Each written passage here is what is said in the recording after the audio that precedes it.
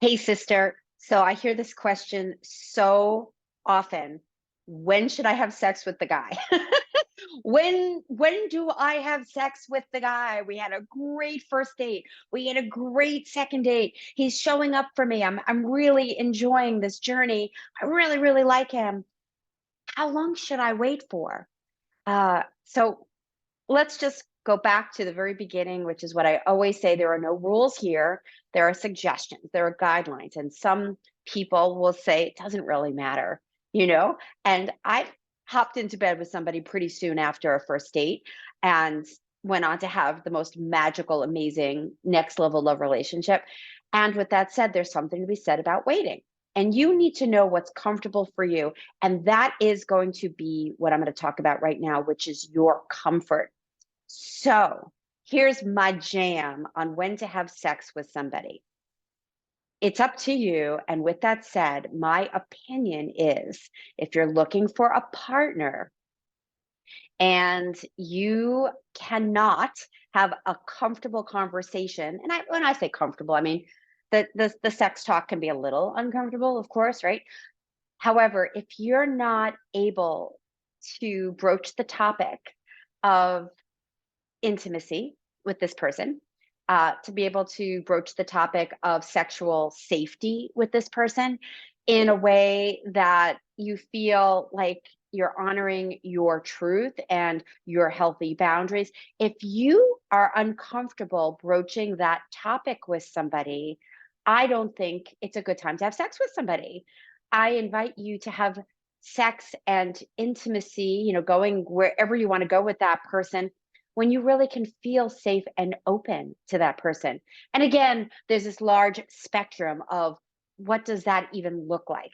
Because there might be a long journey with you and this person over time, getting comfortable with this person, getting comfortable with your own self, your own sexuality, your own sexual journey. I mean, there's so many factors here.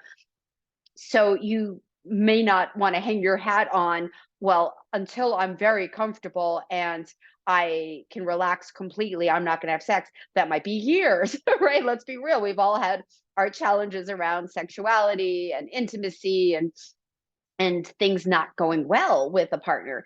And so what I offer to you is I think it's really important to know your bottom line and know what's important to you when it comes to your relationship. Is this somebody you want to build a relationship with?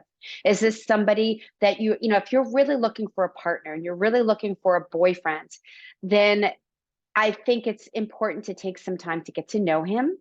And there's nothing wrong with what I call high school fooling around, where you have some like hot makeout sessions and maybe doing some feeling and touching over your clothes and getting all hot and bothered, and have him wanting more and you wanting more, building that energy and honoring that you're just not ready to open just yet, open to having that kind of intimacy where you venture into the full clothes off and woohoo kind of stuff, or being able to really just have a really solid chat with the person.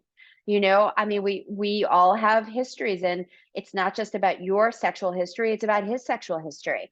And I think it's really important to have that comfort level of being able to go, hey, I love where we're headed. I love our energy. I totally look forward to jumping your bones or you jump in my bones. I mean, you could share whatever you want to share. And while we're not in the hot and heavy moment here, I think it might be really nice to have a quick conversation or even a bigger conversation around what we're looking for when it comes to relationship journey. Like, is this person, have you had this conversation with them? Are they really looking for a partner? Are they really looking for a girlfriend? Because if they're not, do you want to have sex with them?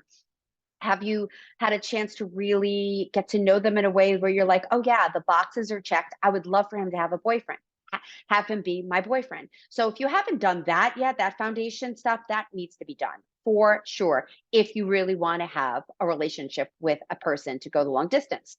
And so then you're having this conversation with the person because you know this now, and you can say something like, before we hop into bed, and I really would love to do that soon, I would really love to have a conversation about, sexual health and our histories, and would you like to go first, or do you want me to go first around, is there anything that you need to share or want to share around your health?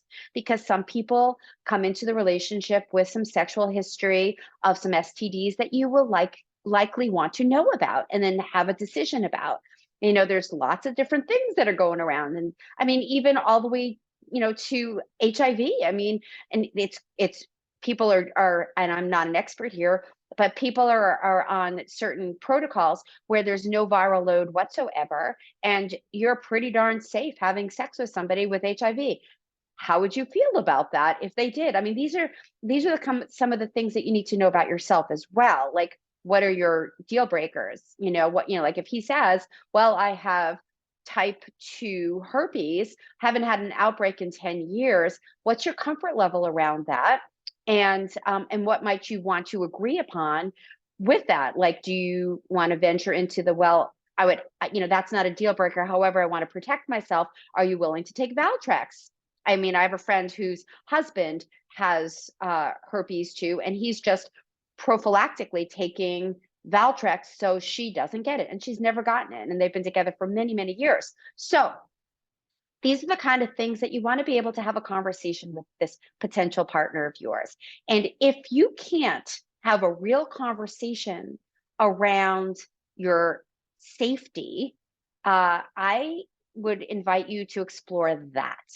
And that might be some coaching with me, some shadow work, or talk to your therapist, or talk to somebody. Let's do some work around what is it about you taking care of yourself and having some real solid communication around your needs and moving forward.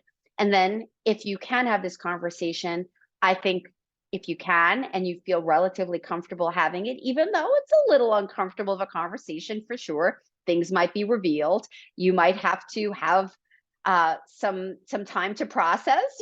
Some things might show up that might tweak you and have you go, is this something I'm okay with? And vice versa. He might have the same things, like, wow, if I reveal to him that I have HPV or whatever, it's like, these are the things that you want to be proactive about, and not have sex and then go, oh, by the way, I have herpes. Those are the things that can really hurt a relationship and the safety of a relationship. And I've heard that from clients as well, where they were like, yeah, we had sex, but I didn't tell him I had herpes. And then a couple months later they did. And the guy was so angry because he wasn't given the opportunity to have this conversation. So we are adults. You get to choose. There's no judgment here. There's only guidelines. And my guideline suggestion is know yourself, know your bottom line, and venture into that relationship with good communication from the start about your needs, about health and safety for both of you, and then go have some fun if it feels right. So those are some hot tips on when to have sex and when not to have sex. And yeah, you want to start this relationship, this potential amazing relationship, with honesty. And that starts with you being really honest with yourself and knowing that you're taking good care of yourself. Because if you don't, you're teaching them how to honor your boundaries. And if you're not honoring your boundaries and your safety, they're picking up on that as well. And sister, I want you to be safe and open and enjoy this amazing chapter of your life. All right. What'd you get out of this? Put it in the chat box, put it in the comment box. I would love to hear your thoughts around sex and safety and next steps when it comes to love. Remember to subscribe to the station, and see you next week. Mwah!